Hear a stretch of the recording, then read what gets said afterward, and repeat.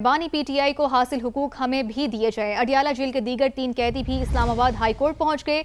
निजी अस्पताल से इलाज और रहलखाना से राबते की इजाजत मांग ली है। अदालत ने सुप्रिंटेंडेंट अडियाला जेल को नोटिस जारी करके जवाब तलब कर लिया। कैदी इलियास खान, मोहम्मद इस्माइल खान और अवैस अल्ताफ की दायर दरखास्तों पर समाअत में वकील ने मौक़िफ़ इख्तियार किया है कि कैदी इलियास खान हेमोफीलिया और इंटरनल ब्लीडिंग का शिकार है।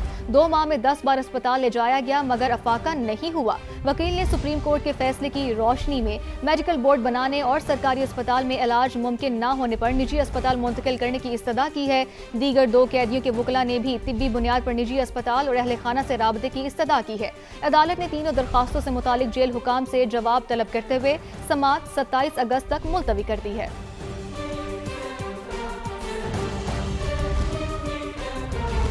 अब आपको बताएं कि मशरिक़ वस्ता में मुस्तकिल अमन के लिए पाकिस्तान की कोशिश जारी। फील्ड मार्शल सैयद आसिम मुनीर आज ईरान के अहम दौरे पर तेहरान पहुंच रहे हैं, जहां उनकी आला हुकाम से मुलाकातें शेड्यूल है। पाकिस्तान और ईरान के दरमियान ताउन को मजीद मजबूत बनाने पर तबादला ख्याल किया जाएगा। ईरानी वज़ारत ख़ारिजा के तर्जुमान इस्माइल बकाई ने दौरे की तस्दीक कर दी है। ईरानी न्यूज़ एजेंसी एरना के मुताबिक इस्माइल बकाई ने कहा कि फील्ड मार्शल सैयद आसिम मुनीर पीर को एक वफ्द लेकर तेहरान आ रहे हैं। दौरे का मकसद पाक ईरान दो तरफा ताउन की तक़वियत और इलाके में अमन और सलामती को फ़रोग़ देना है। ईरानी जजीरे खार्क में तेल बरामदगी मरकज में सरगर्मियां तकरीबन खत्म हो चुकी हैं। अमरीकी अखबार न्यूयॉर्क पोस्ट का दावा सामने आया है। न्यूयॉर्क पोस्ट की रिपोर्ट के मुताबिक सैटेलाइट तस्वीर में जजीरे खार्क की तेल मरकज पर सरगर्मियां न होने के बराबर नजर आई हैं।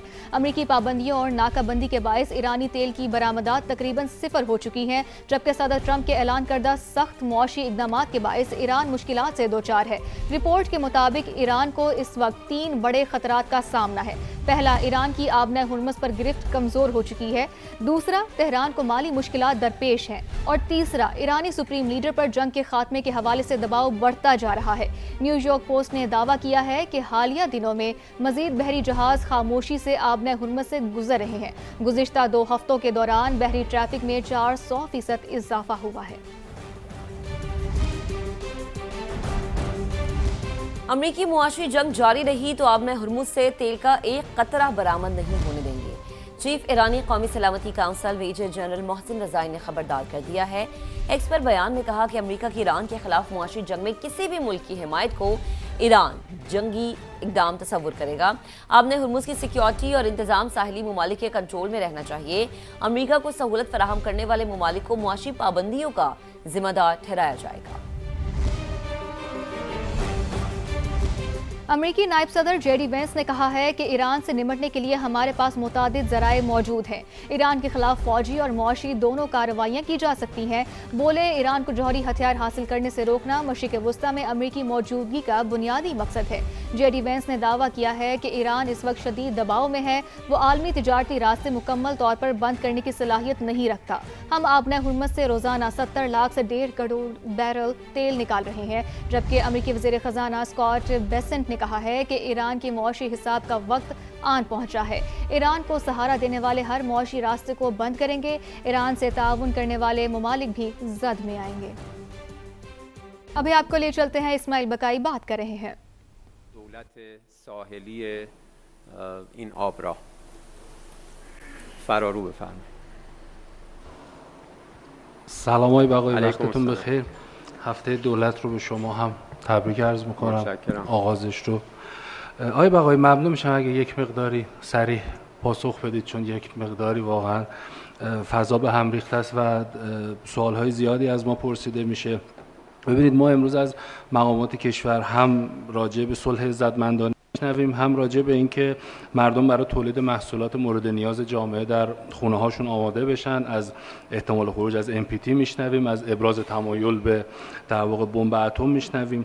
سوال اینه که آیا واقعا الان افرادی که در کشور دارن سیاست گذاری میکنن که وزارت خارجه بخشی از اون هست و آقای عراقچی هم یکی از ارشدترین مقامات کشور که هم در شورای عالی امنیت ملی هستن، هم در شورای هماهنگی اطلاعات و میدونن کشور چه خبره، آیا واقعیت‌های امروز ایران مثل بحث اقتصادی، مثل نرخ تاریخی در واقع 200,000 تومان برای هر $1 آمریکا، طلای گرمی 22 میلیون تومان رو، آیا همه اینها رو در نظر میگیرن؟ تاب‌آوری جامعه رو در سیاست گذاری در نظر میگیرن یا صرفاً قراره که خواسته های یک اقلیت محدود پرسر و صدایی که تریبون دارن مد نظر قرار گرفته بشه.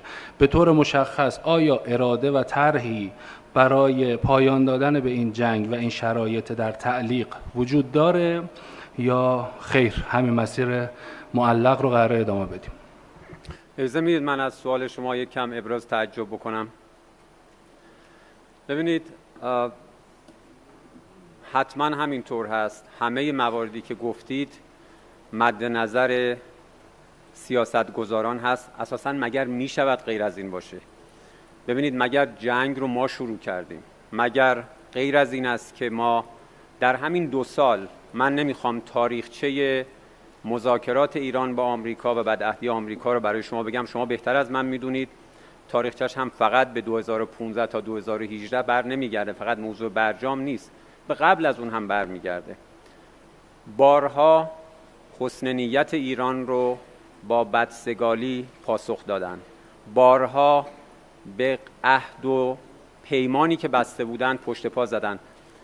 برجام نمونه مشخصش بود. تفاهم نامه خاتمه جنگ 28 خرداد یک نمونه بود. در خیلی از موارد شما خبر دارید، پیگیری کردید، قرارمدارهایی گذاشته شده بود، همه اینها رو طرف آمریکایی نقض کرد. اساساً شما اگر نگاه کنید به سابقه و عملکرد آمریکا در قبال حتی متحدینش، نگاه کنید در رابطه با کانادا چه گفت. آنچه که کانادایی ها به عنوان همسایه آمریکا، به عنوان متحد آمریکا، به عنوان 2 کشوری که از هر لحاظ هم فرهنگ و هم مسیر هستند، چه اتفاقی افتاد در مذاکراتی که داشتن و مقام‌های کانادایی در رابطه با بی‌اعتبار بودن امضای آمریکا چه گفتن؟ ترجمان ایرانی وزارت خارجہ اسماعیل بقائی میڈیا بریفنگ دے رہے تھے. انہوں نے کہا کہ امریکہ کے اقتصادی دباؤ کو کسی صورت قبول نہیں کریں گے. ابھی آپ کو اہم خبر دیں گے. وزیر اعظم شہباز شریف سے وزیر اعلیٰ سندھ سید مراد علی شاہ کی ملاقات ہوئی ہے. ملاقات میں صوبہ سندھ کے امور اور جاری ترقیاتی منصوبوں پر گفتگو ہوئی ہے. باہمی دلچسپی کے امور اور سیاسی معاملات پر بھی گفتگو کی گئی. ملاقات میں سیاسی رواداری اور مشاورت قائم رکھنے پر اتفاق کیا گیا ہے. ملاقات میں رانا ثناءاللہ، اعظم نذیر تارڑ، احد چیمہ، شزا فاطمہ، علی پرویز ملک بھی شریک تھے. تو یہ آپ کو اپڈیٹ کر رہے ہیں اہم خبر، اہم بیٹھک، جس سے متعلق خبر یہ آ رہی ہے کہ وزیر اعظم شہباز شریف سے وزیر اعلیٰ سندھ سید مراد علی شاہ کی ملاقات ہوئی ہے. ملاقات میں صوبہ سندھ کے امور اور جاری ترقیاتی کاموں پر تفصیلی طور پر تبادلہ خیال کیا گیا ہے. باہمی دلچسپی کے امور اور سیاسی معاملات پر بھی گفتگو ہوئی ہے. ملاقات میں سیاسی رواداری اور مشاورت قائم رکھنے پر اتفاق کیا گیا.